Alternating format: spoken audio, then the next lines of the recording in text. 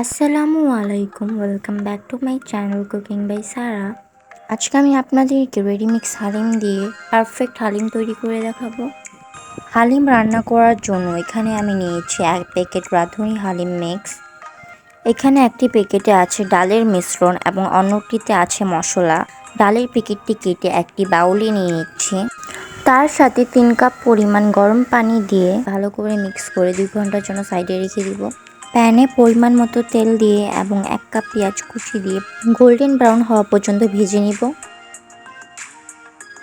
এখন এখান থেকে আমি কিছু পরিমাণ পেঁয়াজ বেরেস্তা পরিবেশনের জন্য আলাদা করে রেখে দিচ্ছি। দিয়ে দিচ্ছি একটি তেজপাতা, একটি দারচিনি, 2টি লবঙ্গ এবং 2টি এলাচ।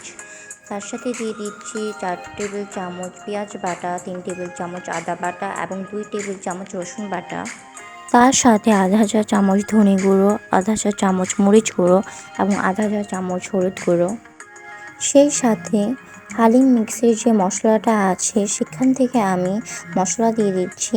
এখান থেকে সামান্য মশলা আমি রেখে দিচ্ছি, যা পরে ব্যবহার করব। এখন মিশ্রণটি ভালো করে মিক্স করে 2 থেকে 3 মিনিটের জন্য রান্না করে নেব। 3 মিনিট পর এখন এখানে আমি আধা কাপ পরিমাণ পানি দিয়ে ফুটে না আসা পর্যন্ত রান্না করে নিচ্ছি। মাঝে হালকা নেড়ে দিতে হবে যাতে নিচে লেগে না যায়। পানি ফুটে গিয়েছে। এই পর্যায়ে মুরগির মাংস দিয়ে 10 মিনিট পর্যন্ত লো হিটে রান্না করে নিব। এখানে মুরগির মাংসগুলো ছোট করে টুকরো করে নিয়েছি।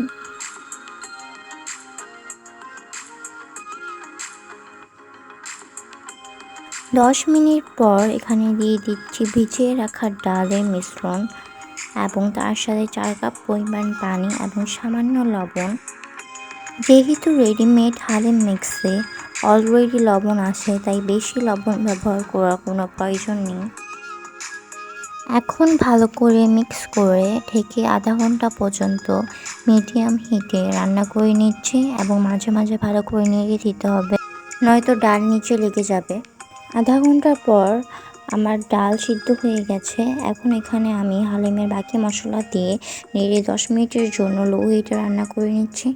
হালিমের ডাল সিদ্ধ হওয়ার জন্য এক একজনের এক এক সময় লাগতে পারে।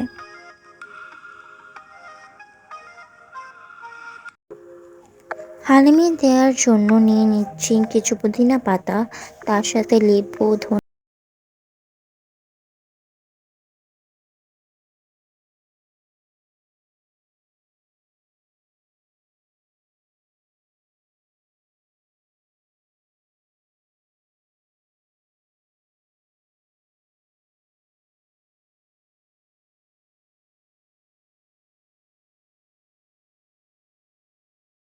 হ্যালো, সহজ উপায়ে মজাদার হালিমের রেসিপি। আশা করি আপনার রেসিপিটি পছন্দ হলে like, share, comment and subscribe করতে ভুলবেন না। দেখা হবে পরবর্তী কোনো ভিডিওতে।